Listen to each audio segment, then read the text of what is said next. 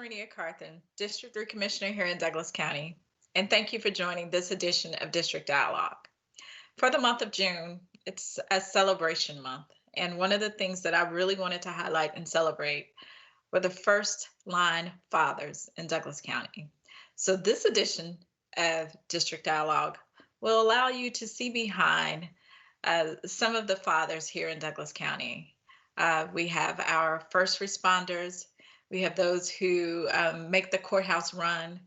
We have those who communicate and ensure the safety of the commissioners while we're out and about in the county. These are unprecedented times, and first line responders and essential workers allow us to do what we do and have a sense of security. And so I hope you enjoyed this edition of District Dialogue. Hi, Deputy Zachmeyer. How are you? Doing good, doing good. Wonderful. Thanks for having me on. No, thank you for joining me. It's June and it's going to be Father's Day. And I wanted to do a first responders frontline Father's Day celebration. And I wanted to start with our first responders, which is the fire department. And of course, you're one of my favorites. So I had to have Chief Zachmeyer. So thank you so much for joining me. First off, tell us your name and what's your role in the county. My name is Scott Zachmeyer. I'm the Deputy Fire Chief for the Fire Department. I've been here at the Fire Department, I think this year will be 36 years, and I've been in this position for a little over 5 years. Wow. Okay, 36 years. So in that time, you've seen a lot. Yes, ma'am. Sure have. Yeah, a lot. Nothing like this pandemic, but a lot to transpire over those 36 years of being in the Fire Department. That's right. That's right. Yeah. Have you always worked here in the county? Yes. 36, all 36 years? Yep. I actually went to work here at the Fire Department right after I graduated high school. It's good to know. Yep. So tell me, how has being on the front line impacted the way you father?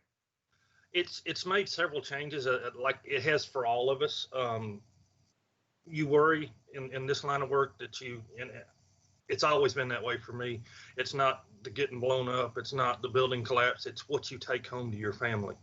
There have been other diseases and stuff along through my career that you were always concerned that you would get exposed and carry that home to your wife and children. So the social distancing is huge for us at work, but at home too. I have 3 grown children, but I also have 2 grandkids. My children understand the line of work that I'm in and what I do and the distancing, but the grandkids don't understand. They'll run up to you, your grandpa, and, they want that hug and you want to give it to them. So it's tough sometimes, dealing with the grandkids more than the kids because the kids understand. Yeah. So having the support of your family, your grown adult kids really does make a difference now, Absolutely right? It does. Absolutely Yeah. it does. Yeah. And then being a grandfather, not being able to show the same type of physical connectivity that you really want to, because grandkids are special. So I've been told, but my 30-year-old just doesn't want to have any yet. So, but I've been told it's a special bond. And so. Yes, it sure is. Yeah, yeah. Tell me, how has COVID-19 pandemic changed how you interact with the rest of your family members? We're a close family. We do a lot together. We see our children and grandkids several times through the week in a normal week, and all that's changed because of the pandemic. The phones, the newer phones, to have the video chats and stuff like that. So you try to use it to, you want to see them, but not being able to see them on a regular basis is a huge change for us. In this line of work, the people here at the fire department, if we do have an exposure to some of our crews, those crews are put, on different types of social distancing. It's not just, 6 feet. We've sent some of them home to quarantine at home where they have to stay at the other end of the house from their family. We actually had one that had an elderly father at home and small children, and he lived at our training complex for 8 days until his test results came back. So it's tough on our people and the people that are in the line of work like this, because we have to quarantine them or isolate them from the rest of the group if we find out that they've been exposed. but our folks are doing really well with it. They're upbeat. It's tough. It really is. To have the worry of what the world's come to, what their retirement may look like now that the pandemic and the economy's done what it's done, their own personal safety, and then the safety of their family. So it's a lot to put on somebody. It is. It is, because, your family, probably think, or at least before COVID-19 started, probably thought more about, well, he can handle putting out a fire, he can handle those types of things. But this right here is an enemy that you can't necessarily see. So you can't really put it out, or you can't really contain it. And so, the added pressure of, am I possibly being exposing the virus to my family members or to one of my coworkers? That's an extra added mental stress. And, it's tough. Like I said, you go home and watch the evening news and see where, healthcare workers have died from the virus. So, it's a lot. It really is. Our folks, I'm very proud of the people of the fire department. They've done really, really well. Yeah. We're very proud of you all. And obviously you're following the precautions because, thank God that, none of our first responders have tested positive for COVID-19. And so I applaud you guys' leadership in doing what you do. Well, it's a testament to our people in the field following directions and, taking care of themselves and taking care of the citizens at the same time. On that note, how do you unwind and take care of yourself? How do you, mentally unwind and physically unwind, and enjoy just being a father and enjoy just being a husband? It's tough because you don't have the time with the kids, but talking with other coworkers that are going through the same thing you are, that live, the dream, so to speak, every day with you. You're in the trenches with these folks, talking to those people, and kind of helps. It's a way to unwind, and it's a way to realize you're not the Lone Ranger. You're not stuck in this by yourself. Other people do, and you talk to your kids, and the kids have concerns, and you try to talk them through the fears of life at this point. So that, and you got hobbies. I like to get outside and get away from everybody. If it's something as silly as mowing the grass, but it's some kind of normalcy that we haven't been able to do many normal things. So that helps me unwind. I enjoy listening to the music and putting on a set of earbuds or headset and riding somewhere or something. So it's you find ways to deal, and it's something that through 35 years worth of the fire service you have learned to do. You talk a lot of talk about compartmentalizing stuff, and you do a lot of that. But the big thing is to have other coworkers that are going through things, same things you are, and bouncing stuff off them, and having a friend and a coworker in it with you. It makes a difference. It does, and it's huge. The support from you guys, the support from the public. Countless times, some of these restaurants bring us food, and they drive by honking and holding signs out for us, and so it's a way to unwind and just take life in. It's something that we as a department or we as society haven't been through in a long time, the pandemic. So, but you find things. Each person's different. What they do to unwind. Is help. So. But it's so important because you got to stay healthy mentally, physically, right? Because your first, your first and foremost priority is your family, right? It is being the father, the husband, the grandfather, the uncle, the go-to person, in the family, more than likely because of your role, and everybody calls you because they think you know everything. You're the doctor, the fireman, the the psychologist probably. And so it's a lot of you. I got 2 pictures of my grandkids on my desk, and that's where I go, just to look, see their face. Right. Tell me, what do you wish the public would truly consider when coming in contact with you all? I mean, because you're essential workers, you're first responders, you're first line of defense. What do you wish the public would know? Because you're a father. So what is it that the public you wish the public perception could really see and know? The sacrifice that the employees of the fire department are making is Mhm. is I know they know, but or assume, but really to for our employees when they go home and they worry about all the things they're worrying about and the exposure and they do it for the citizens because they love the work they do. Mhm. They like to help people. That's why we're in the business, is to help people. So just to understand that the sacrifice that the people of the fire department are making for them is, Mhm. and I think most folks do understand, and then go back to the things they're doing for us. I really do think they do, but it brings you up when you see things like that. Mhm. So really, that's the big thing, is to understand the sacrifice that the people are making and that we make here at the fire department for their safety. Got you. So tell me, growing up, who was your hero?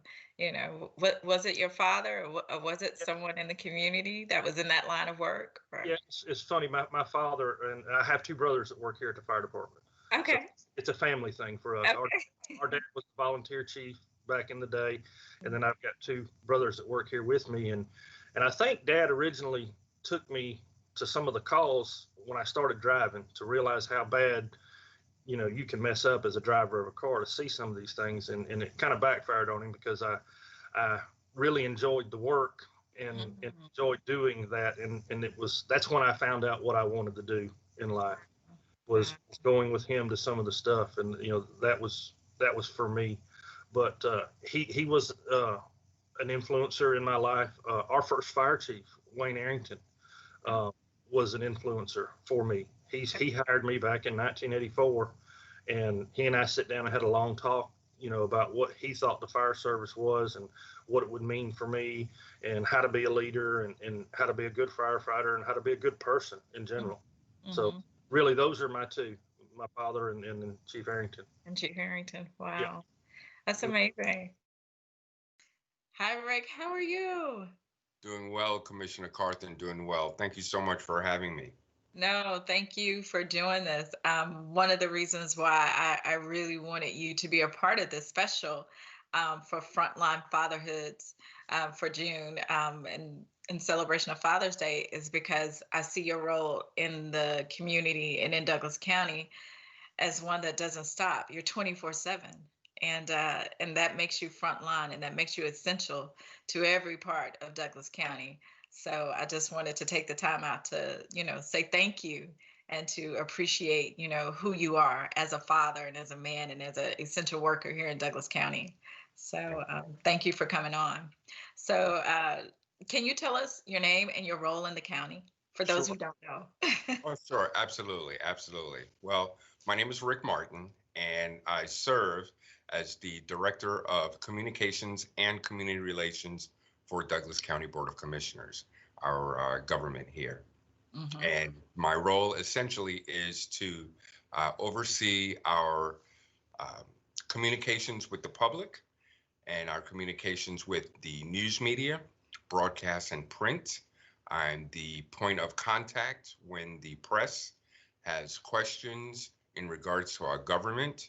So I help facilitate information in writing and information on the air as well, serving as the spokesman for the commission chair and the board as a whole. I also oversee our website in terms of communication. I also oversee our government access channel, Mhm. which we help communicate information as well, and shows like yours, District Dialogue. I happen to also help with internal communication with our staff for the county, sharing information from the Board of Commissioners and making sure they have what they need in terms of knowing what's going on. In terms of inclement weather, when the courthouse has to close, I Mhm. help facilitate that information as well. So oftentimes when things occur, whether it's between the hours of 8 and 5 or 9 and 5, I'm here helping with that, as well as after hours and weekends. I help with that as well, being a point of contact. Um, but I work with a dynamic team. So if I'm working 24/7, they oftentimes step up as well. And I'm grateful for my team. Yeah, it is a team effort. It is a team effort. So tell me, Yes. how has working during this COVID-19 impacted, your time with your family and being a father? Well, oh man, Commissioner Carthen, wow, you ask a very um, it's a deep question for me because I love my family just like anyone else, at times, and they're very close to me as I work to be close to them. COVID-19 and the experience of this health crisis has brought me closer to them, closer in the sense of not just working from home at times, but really closer in making sure they're okay. This is a situation where isolation uh, seeps into, our minds and our actions and activities. And I think it's essential for us as a family to stay connected, to check in on them. So I do, I check in on them, and not just checking on them the way we would as parents, my wife and I. But what's really funny, and I got to share the story real quickly with you, is checking with them the way they, I have two teen daughters, but checking with them where they understand. My daughter just yesterday, my oldest, my 14-year-old, she's upstairs doing digital learning work, and she calls my wife downstairs while we're eating, having lunch, and she FaceTimes my wife, and for no reason, but just And y'all in the same house? we're in the same house. She's, and I looked at my wife and I'm like, "It's your daughter," and I'm like, "What she want?" Just nothing. What are you doing? What? And I'm like, but that's an example of how COVID-19 is impacting us. And usually and it's funny because that's love. That's how they love. And that's how they communicate. Absolutely. Absolutely. And that's how, as a parent, I don't want to say forced, but embrace the experience and opportunity of connecting. And that's the key thing. I remember growing up, and my parents were in my lives, but I remember wanting more connection with my dad. He was always out working. He was always out in the community. It's no surprise I'm doing what I do, but my I was dad about to say, that sounds familiar. Yeah, but as an adult, I'm learning that, and so it's really brought me closer to my wife, my two daughters, and just really, I value the time. So you come in contact though with a lot of people, right? And I've seen you out and about with your mask on. How are you protecting yourself when you are out? What are you doing? What are some of the norms? Because communicating through a mask is pretty hard. It is. It is. I have multiple masks wherever I am, and I carry a bag, a go-to bag, where I have masks, hand sanitizer, gloves, disposable gloves. My background has helped me be prepared for something like this. In August 2005, when Hurricane Katrina struck, I happened to be working at CNN as a broadcast journalist and a news gatherer, and ended up getting dispatched out to New Orleans as well. And when you're working in a disaster, you're trained, and I was prepared for the situation and the circumstances of homes damaged by the water and flood damage and mold forming. And when we would go, we'd have to wear masks. And so, all of this is not that abnormal for me, but I use the same skills that I was trained at that time to, how I am now. I know you're getting ready for groundbreaking ceremonies, and that's going to be a long day for you, which means you'll be handling a lot of equipment. You'll be handling the commissioners. You'll be, you'll be doing a lot of things. So it's good to know that you already have in the back of your mind how you're going to protect yourself and how you're going to protect those that you are communicating with and you're directing. And so, yeah, and it's the key for a successful situation really is preparation, planning. It's the key that, and I think, something you and your fellow commissioners notice, that I work diligently at whatever I do to try to just anticipate where we would have a problem or so. And I'm thankful you guys allow me to do what I do to help a situation be successful. It's our pleasure. And I believe that's what makes you a good father, because I've seen you interact with your girls at September Saturdays and just, that care and that anticipation that you have, I see it with your kids. And so to me, that's what makes you a good father, which those same skill sets you then transfer over in dealing with us. And that's important. It really is. No, you're absolutely right. You're absolutely right. I try to treat others the way I would want to be treated. It's not something that I was always able to do. Mm-hmm. Sadly, I had to learn the hard way. Mm-hmm. In failing, in years before here. Mm-hmm. As a young adult, just getting out of school, where I thought I knew everything. Mm-hmm. In my 20s, and I wasn't prepared for the responsibilities of marriage in my first marriage, and wasn't prepared for the responsibilities of, having a somewhat high level position in the television news industry. And when, I failed at those points in life and career, I didn't forget.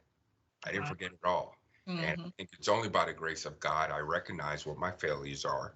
Mm-hmm. And I recognize what it takes to be successful. Mm-hmm. So I take those and I apply. And I think, my life has really come full circle, mm-hmm. with, a community that has helped me in transition. I'm able to help them. I mean, to me, that's divine intervention. Oh, that is. That's neat. Oh, that's good, Rick. This is why I have these conversations with you. Hi, Mark Price. How are you? Great. How are you, Commissioner Carthen? I am wonderful. You are my exciting interview of the day. I just want you to know that. You must have had a day. See, this is why I need you. I just wanted to take time out to interview you and let the good people of Douglas County know how essential you are to us at the courthouse. So this Father's Day is a special Father's Day because men like you are doing everything that you possibly can to ensure the safety of everyone who comes to the courthouse and who interacts with us. So really, it was, my idea, my pleasure to interview you. So if you'll tell the people who you are and your role in the county. Well, my name is Mark Price. I'm facilities manager at the courthouse, and my role is basically to keep the courthouse running efficiently.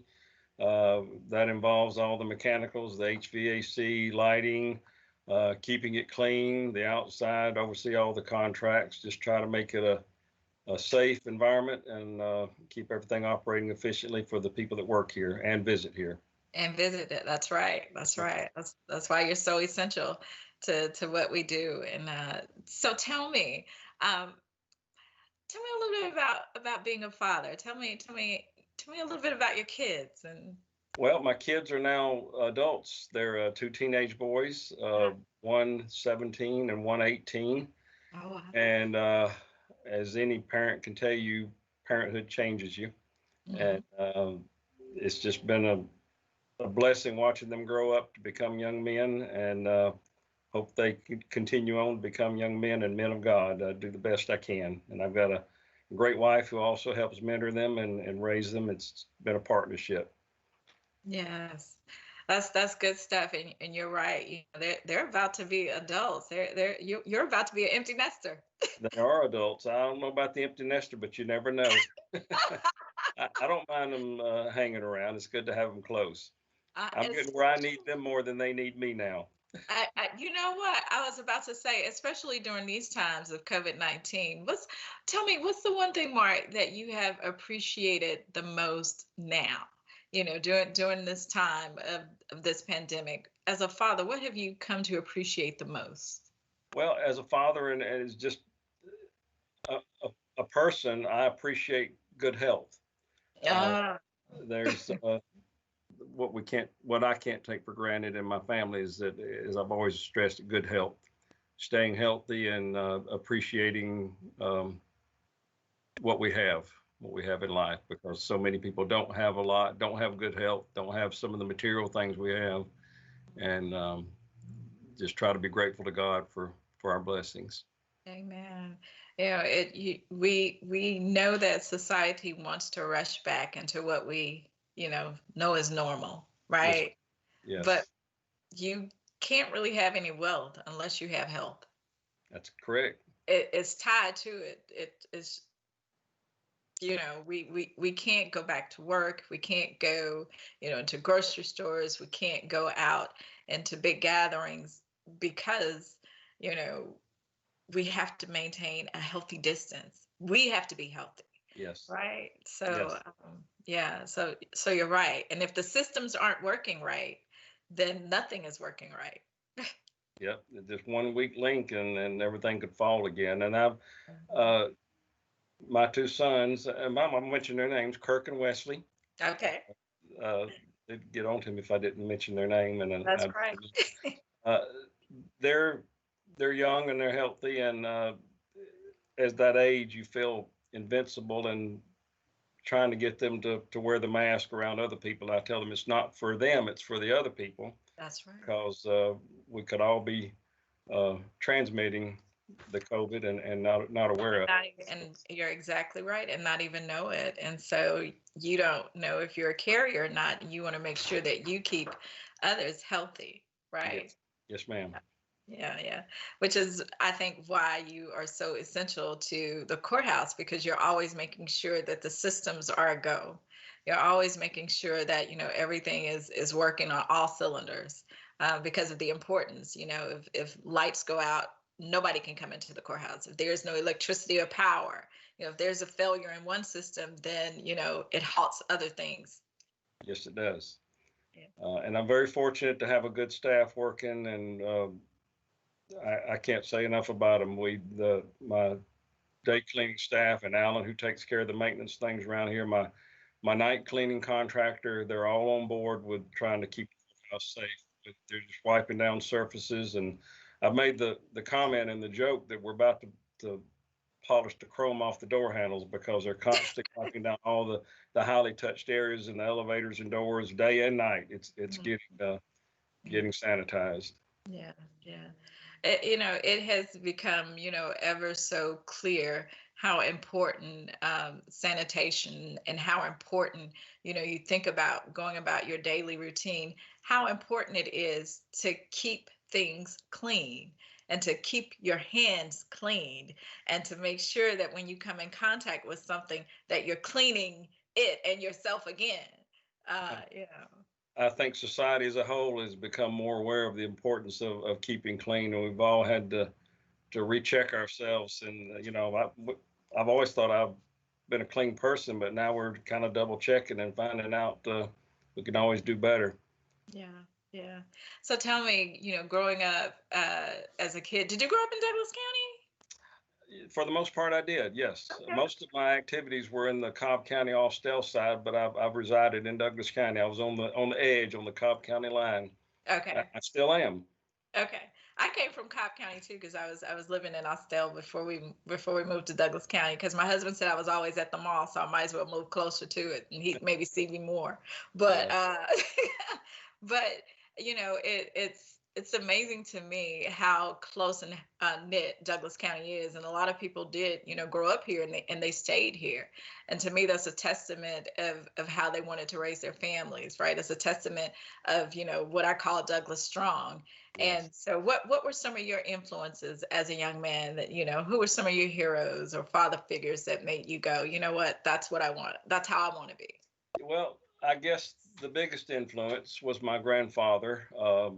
He he's the one who my dad was a good man and he raised me. He was a good influence too, but he worked a lot and and did his part. But my grandfather's the one who taught me to hunt and fish, and was always the one that focused on the family, doing family gatherings, and just a good man. I miss him. He pretty much and he worked in he was a general manager of a printing company in Atlanta, so he was not quite facilities, but he did oversee the plant. And as a child, when I would go to the printing plant with him and walk through the building, and he was always, everybody knew him, and he kind of kept things together for the plant. Sort of like you.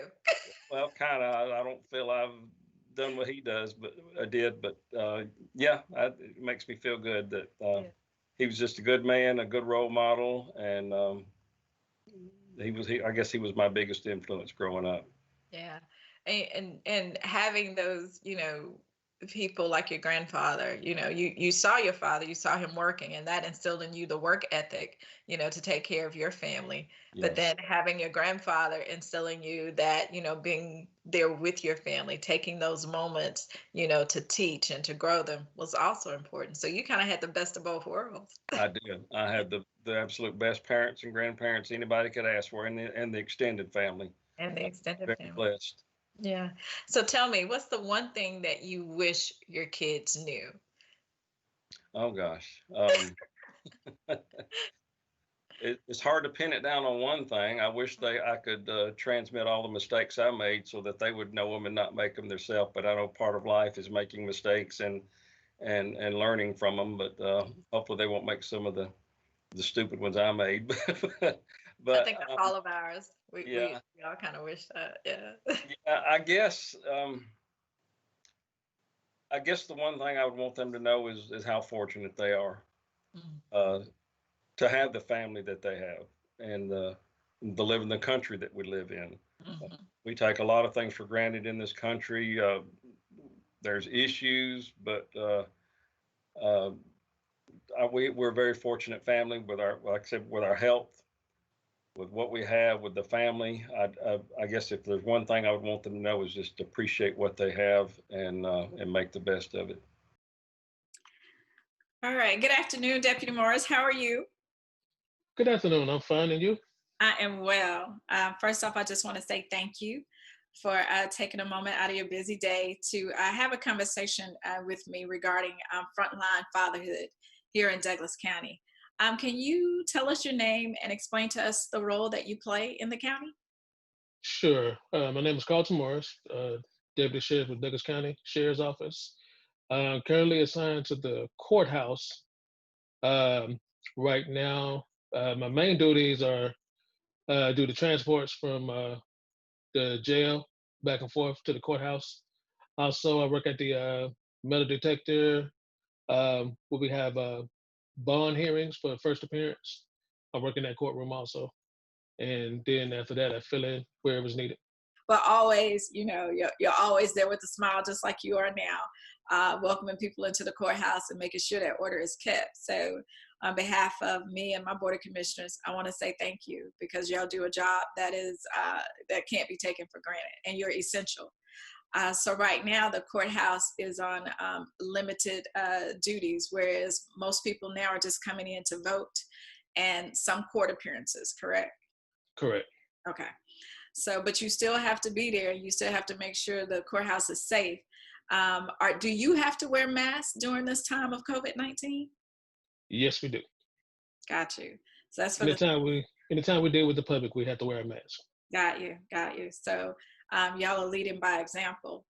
So tell me, being a father and being in such a demanding and at times hazardous job at a courthouse, how do you unwind and not take this job home to your son? Well, I've been in law enforcement for 26 years. The Douglas County Sheriff's Office for 6. So over time, I've just learned to once I leave, let it go. Let it go. So by the time I get home, I'm my normal self. He gets a chance to play with me. I play with him, and then after that, I wind down a little while watching TV. And watch some TV. Got you. So tell me, how has COVID-19 changed how you interact with your kids and just even with, your wife, your significant other? Well, I think by us working on a COVID-19 schedule for a little while, that made us get a little closer. Mm-hmm. But also, we still find time to have that little, what they call me time. Me time, yeah. And it's definitely needed. So yeah, I think COVID-19 has brought a lot of us closer because we're working from home more now. I know for me and my family and my girls, they had to come home from college, and so everybody's at the house, and so we're getting a lot more of each other. So you're right, it does make you find yourself getting a little closer. But I was glad to know that you still wait for a little me time. We are in the midst of a pandemic, but we also got a lot going on in the world around us. We got the George Floyd, we got Ahmaud Arbery, we got Breonna Taylor. We got a lot going on. Right. What do you want the public to know about law enforcement and about you being a father? What do you want the public to know in the wake of all of this? Because nobody is exempt from what's going on.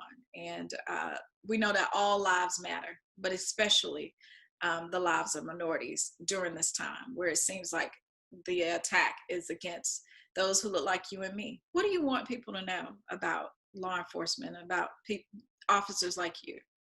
Well, first and foremost, we're at the end of the day, we're all people. So we just want everybody to treat us the way they would want to be treated. We don't want to come off as rude, mean, this, that, and the other. There's only a few, a very small few, that make it bad for all of us, the good people. I say it's about 95% that are good, 5% that are bad, but they're the ones who make it bad for every other person that wears the uniform. That's true. That's true. So the public needs to understand that the majority of people who put on that badge and put on that uniform are a lot like Deputy Morris. Just want to be treated fairly, just want to go home to their sons and their daughters and their wives and their families and not trying to cause any harm. And those few, correct. Yeah, those few that do make it bad should be pointed out and should be dealt with. Correct, because if we try to treat everyone the way we would want to be treated, which is law abiding citizen. For me personally, if I can, I help everybody out that I can. I consider myself an educator of the law, so to speak.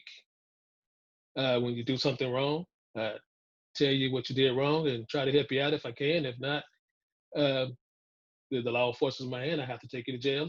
I try not to. But at the end of the day, I still have to do a job. And my philosophy is if I have to take you to jail, that means you wanted to go. Because I'm not going to try to take you to jail if I don't have to. Exactly. It's a lot on you all to have to incarcerate somebody. So harassment and trying to do those things, that's really not in the nature of you all to want to harass somebody or to make it hard for them, because it makes it hard as well for you all. Right. I'm also a training officer, field training officer with the sheriff's office. So anyone that I trained when I used to be on patrol, I would tell them, you treat them good, they will treat you good. They will do what you ask them to do, and you will have a long career if you treat them with respect. So I full disclosure here, I've been knowing you some 30 plus years, and I have, no, seriously. And you are 6 feet something. And as long as I have known you, you have treated everyone with respect. And I think that's why your longevity of career and just your character has got you to this point, and that's why I really wanted to interview you, because I wanted people to see what our frontline workers, our essential workers in Douglas County, what all of you all bring to the table. Douglas County is special. Not that we're perfect, we got room to grow, but Correct. as a father, what is it that you hope to instill in your son? What is it that you want him to take away from his dad? I just want to be the best person that I can be for him. So when he sees me, he looks up to me and he's already doing it, bragging about his daddy. Mm-hmm. I want him to know that all police not bad. Mm-hmm. So I always try to keep him around positive people.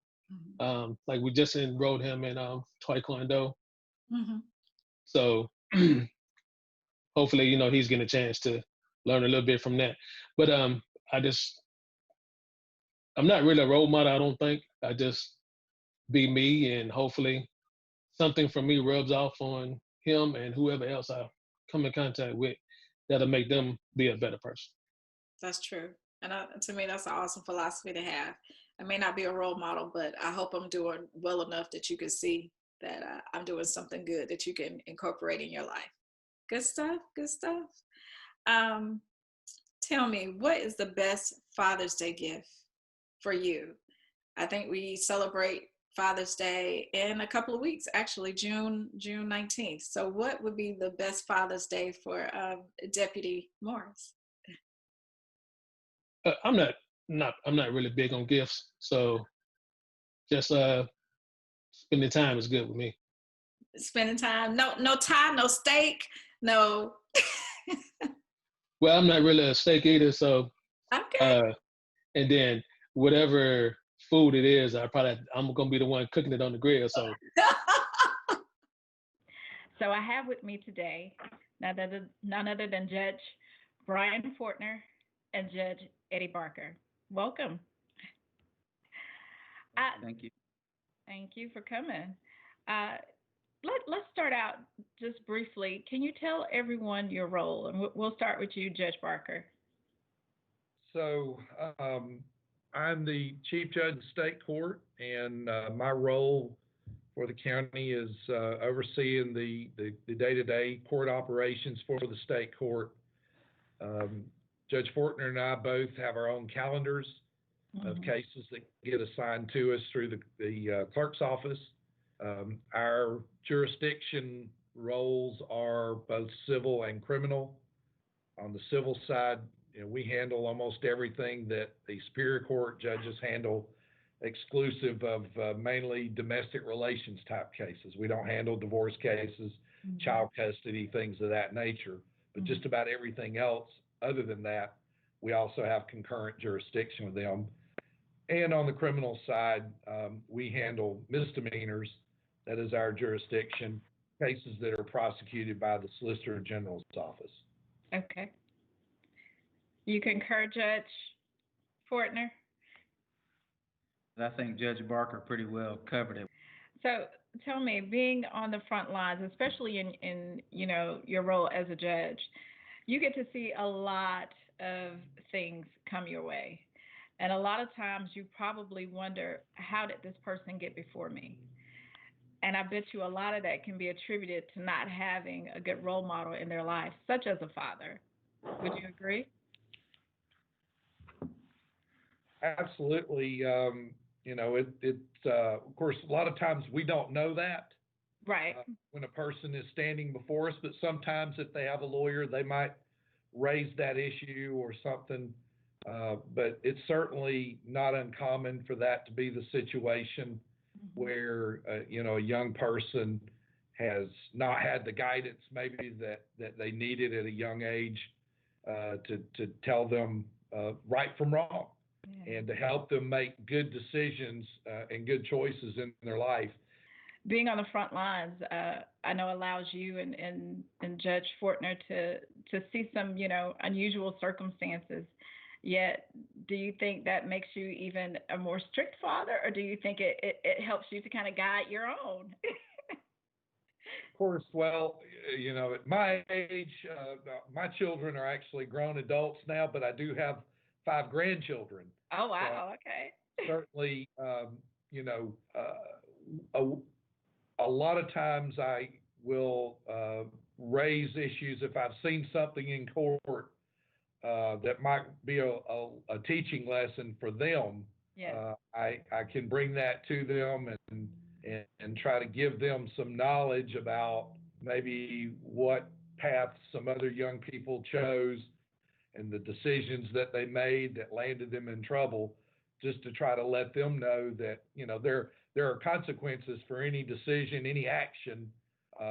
Sometimes, there's good consequences for doing the right thing. Right. Just, I try to stress that just as much as there's bad consequences for doing the wrong thing. So it's, fortunately I was able to get my children grown to that age. They've hopefully learned those lessons as they were growing up. But now it's time to help them teach the grandchildren those same lessons. And that's so important. You get to, go through fatherhood and then to become a grandfather. I think that's probably even a more exciting role than being the father. It has its moments. It has its moments, right? Because you kind of get to hand them back to their mother and father after. Absolutely. After a minute. So tell me, being a father and being in such a demanding and at times hazardous role, even for you all, how do you unwind and not take the job home? Well, prior to becoming a judge, I worked for 18 years as a prosecutor. And so I've been involved in the court system in dealing with criminal defendants as well for a long period of time. And so I had to learn to do that as a prosecutor. I saw a lot of bad things. I saw that where a lot of people had been hurt and a lot of families had been torn apart and people injured and lives really affected, by being victims of crime. And even families of people that had committed the crimes. I got to know people that were involved that way as well. And it has such an adverse effect even on the criminal defendants' families as well. And so, that's something that you have to learn to deal with, compartmentalize. My kids would hear about some of the stuff that I felt, like I said, was appropriate for them. But generally, as a rule, I tried not to take work home with me. I tried to not bring much work home. And so far as a judge, I've been able to pretty much continue that. So Judge Fortner, I was asking Judge Barker, being a frontline father, and at times even as a judge, that role can be hazardous. It's very stressful. How do you unwind and not take the job home to your family, to your kids? Honestly, it's between my church and my boys. I have twin 14-year-old boys, and I spend a lot of time with them. And through my career as a prosecutor, as you see some pretty troubling things, and you have to develop a sense of when to turn that off. And for me, my spiritual beliefs are big for me, and putting a lot of things in God's hands. But just spending that time with my family, my boys are very athletic. They want to be throwing the ball, throwing the football, hitting baseball. So I get to do a lot of that with them now, and that's really my outlet. I mean, that's what I really enjoy doing, and it kind of brings you back to what life's all about, really. It really does. And during COVID-19, you hear it all over the place. And of course, it has with it, negative connotation. We know it's going to hit the budget of the county. Yeah. Right. We as commissioners are bracing for that, and your departments are as well. But one thing I think that I have really found positive, if there is one, is that families really have to come closer together. Like you're almost now, getting to actually see, hear, interact with, just really getting to know the people in your home, and you're not passing by each other. And right. So if there's been a positive of COVID-19, just like you said, to get to slow down and spend that time together. Absolutely. So, yeah. And I think that's what makes you, a great father, when you take that time, when you're intentional about the time that you take. So tell me, what's the one thing that you wish your grandkids, I'll start with you, Judge Barker, what's the one thing you wish your grandkids knew about their granddaddy? Oh, well, it's interesting because I want them to know, that first of all, that I'm a born again Christian, that I love Jesus, and I've tried to instill that in them and teach them about the Lord.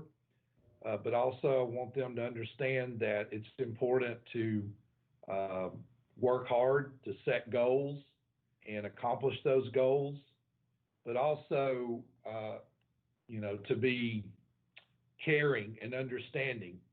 There's a lot of bad people in the world, but I think, and I really believe this, there's a lot more good people in the world. You wouldn't know that by watching the media. There are a lot of good, hardworking people that just want to do the right thing, and for the most part, be left alone and live their happy lives. And I view my role both as a grandfather as well as a judge to try to help folks do that.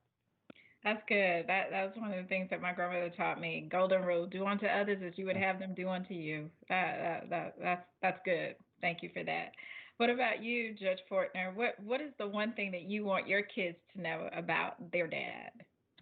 Well, I think for them, I want them to understand that you can get places when you're treating people with kindness and love, and you do not let society limit you. Society's so quick just to put labels on people and to try to limit you and judge you. And we see a lot of that in the media and on the news, but we're a community, and I want them to understand my Christian beliefs and help them develop their own spiritual identities as well. And so we've been doing that. And so I want them to understand that it's very important. Like, you can go to church as much as you want, you can read as much as you want, you can do all of that, but it comes down to how you treating people, because God created all of us. And I think we're all brothers and sisters, and we have to treat each other that way. And I want them to know sometimes you have to stand up for other people, because there may be a time when somebody needs to stand up for you, and you need that. And so I think I want them to understand that if they follow God's plan in their life, God made them for a purpose. That's and if right. they treat people with kindness, and they work hard, and they stand up when it's right to stand up, and they try to do the right thing, then society can't limit them. You're preaching. So I think there's another calling behind the judgeship. But I love it. You are absolutely right. Don't ever let somebody label you or put, their societal or even their, moral values on you. Have your own, and just know that God created you for a purpose. You are the answer to some problem out there somewhere. You are the answer. And so that's good stuff. Okay. And I do want to know, who influenced you growing up? Was there someone in your life that influenced you that you can look back and say, you know what, I'm glad I came in contact with that person? Judge Barker, I'll go with you first. Sure. Well, to me, it's cliche, but it's from where I'm at now, it has to be my own father. And the reason for that is, my father was in the Navy. He was in the military for a long time as I was a kid growing up. So I saw his dedication to our country, to our family. We traveled around pretty much all over the United States while he was in the Navy. But it instilled in me that, there was a purpose and why he was doing it. He was so proud to be in the Navy and to serve our country. And so that put that feeling of service and the reward you get from doing that into me. And then when he got out of the Navy, he became a teacher and a coach. And he taught and coached here in Douglas County at Douglas County High School, Lithia Springs High School. And I saw how he really interacted with his students and his players. And, again, that gave me the inspiration that how to work with others and how important it was to be a leader and or mentor to people. And so those things that he instilled in me are things that I've carried forward, and it helped motivated me to, to choose a career. I was fortunate enough to choose a career and a path that led me to the ability to serve in the community I grew up in, after we moved here when I was a young man, and have been here for many years. And so it's having seen that from him and his leadership and the way he carried himself and the way he talked about, our country or our state or our community, it always made me realize how important that was. And that certainly I feel blessed to have been able to use that as an example to guide and motivate me to get to and be in the position that I'm in, and that the citizens of this county have put me in. That's good. Thank you for sharing that. What about you, Judge Fortner? I tell you, Commissioner Carthen, I'm an example of why it is so important for men to stand up in the community. I didn't have any relationship with my father. I got to know him when I was going into high school, when I was about 14 or 15. But I can tell you who had an impact on me, and there are several individuals. Number one, coaches. Coach William Buck Godfrey in DeKalb County. I worked with him for about a year and a half, and he had a tremendous impact on me and just pouring into my life, because these coaches, it's not just that they're coaching a sport, they're coaching life almost. Wow. And he had that impact on me, as well as I had a teacher named Scott Huckabee, who was my teacher in high school, who took the time to invest in me inside and outside of school. It wasn't just about teaching me math and science. He could see if I was struggling, and he took the time to invest in me and see what was going on and help me, because I had no male role models inside the home. Right. And finally, I had that one good uncle. I had that one good uncle. That was Uncle Mike, who he was sort of my substitute father growing up, and he was the one who I saw as a father that I wanted to emulate. I knew that if I was going to be a father, that's the kind of person I wanted to be, because he was strong yet compassionate.